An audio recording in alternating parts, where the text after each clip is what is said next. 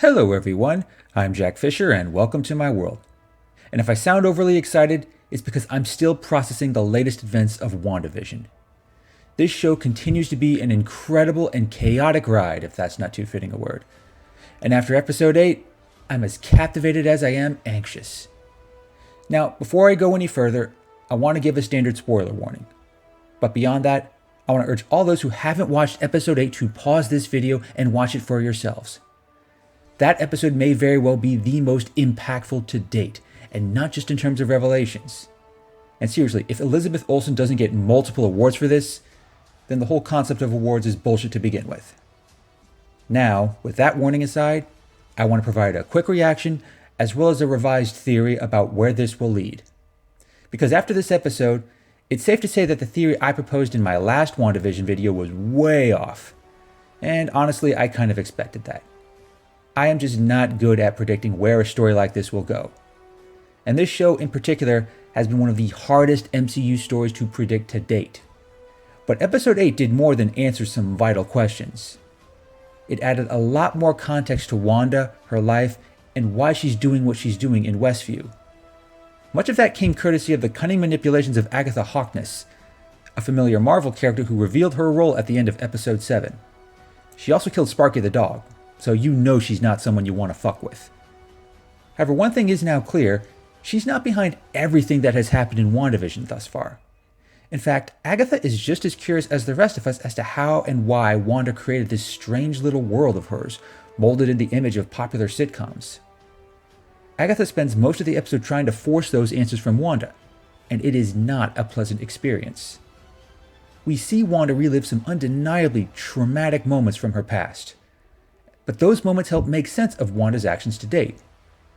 We see her as a child in Sokovia with her family, watching DVDs of old American sitcoms, which explains the aesthetics of her world. We also see just how traumatic it was when her parents died. But at the same time, we see that there was potential within her, long before she cast her first hex.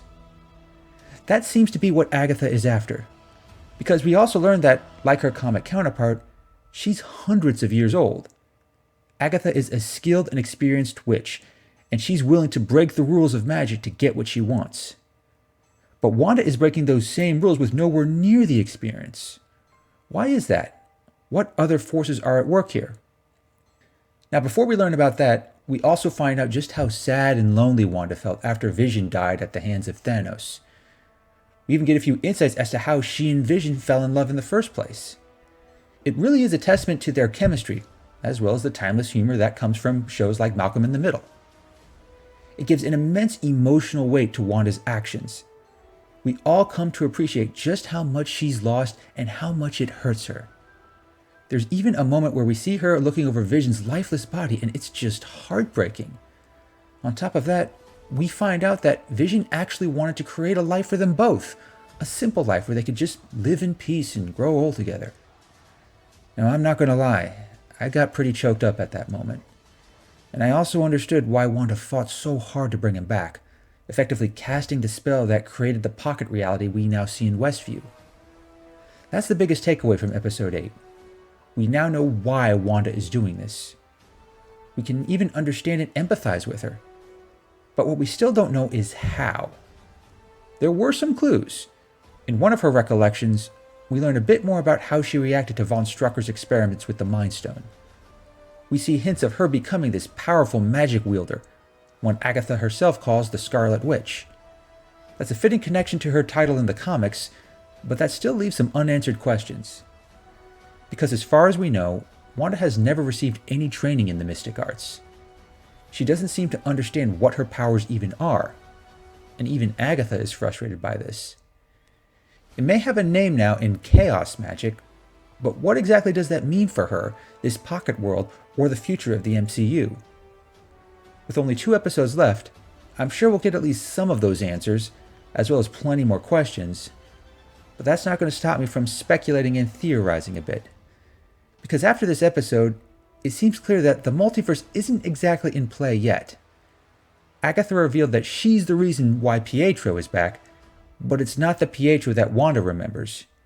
He may still be someone taken from the multiverse, but for now, I think it's a lot more likely that he's just some illusion or conjured being of sorts. And in light of this, I also have a theory about where this story will go and how it will lead into Doctor Strange in the Multiverse of Madness. Again, I'm very likely wrong here, just as I was with my last theory, but I'm still going to try. It goes like this. The power that was in the Mind Stone, the same force that activated Wanda's powers and brought Vision to life, it's now a part of Wanda. Thanos said in Avengers Endgame that he destroyed the Infinity Stones. But destroying the stones doesn't necessarily mean that the power within it is destroyed. It may just take a new form. And I believe Wanda is that form now. When she created this pocket reality, that was her becoming the form that would now house the full power of the Mind Stone. It would explain how she was able to wield such power so easily. It would also explain how she brought Vision back to life, because it was, after all, the Mind Stone that gave him life in the first place. If she is now the vessel of the Mind Stone, then it makes sense that she would be able to bring him back again. This would also make sense of the somewhat devious post-credit scene with Hayward. We learned that he's been trying to bring Vision back to life in order to weaponize him, but he couldn't because he lacked access to the power that did it before. Now, thanks to the drone that was radiating with Wanda's power, he finally succeeded, albeit in a creepy, ominous sort of way. And this also leads me to believe that the final 2 episodes will show Wanda taking full control of this new power. And I have a feeling she's going to need it to defeat Agatha, save her children, and save Vision. She has to effectively become the Scarlet Witch to beat Agatha. And it's here where I'm going to make another prediction. I think she's going to fail. Agatha will find a way to outwit her, even if she can't defeat her. And I think that's going to involve taking Vision and her kids to another realm. This is where I believe Doctor Strange will come in. Because if her family is out there, even if they're just lost in the multiverse, she's going to try and find them.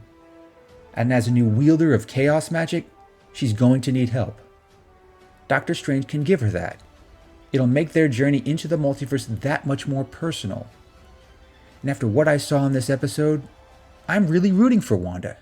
I want to see her reunite with her family. I want to see her and Vision have that happy ending that they've been seeking. I also want to see them kick Agatha's ass along the way. If only for Sparky. We'll see how right or wrong I am soon enough. But in the meantime, I'll keep on watching, reacting, and speculating. Thanks for watching, everyone, and thanks for joining me in my world. Please remember to like, comment, and subscribe. Take care, and stay safe.